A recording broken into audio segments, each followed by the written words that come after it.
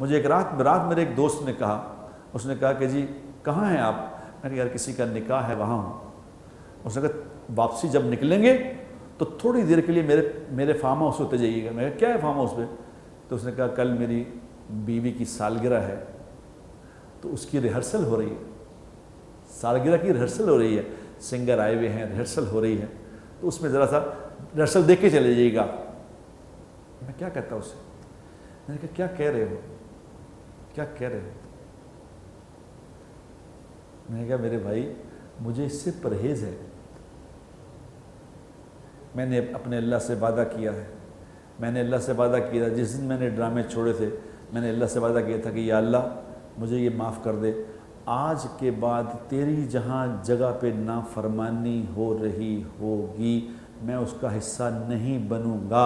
میں نے اس سے وعدہ کیا ہے اور اللہ نے آج تک اس پہ قائم رکھا ہے اور میں اسی پہ ہی مرنا چاہتا ہوں،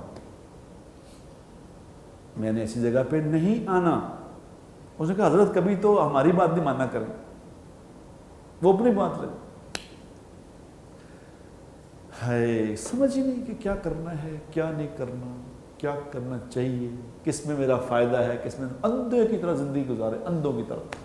اللہ کا دیا ہوا مال، اللہ کی دی ہوئی جان، اللہ کی دی ہوئی نعمتیں اللہ کی نافرمانی پہ استعمال کر کے جنت کی خواہش کرتے ہو، کیا نادانی کی بات کرتے ہو میرے دوستو، کیا نادانی کی بات کرتے ہو۔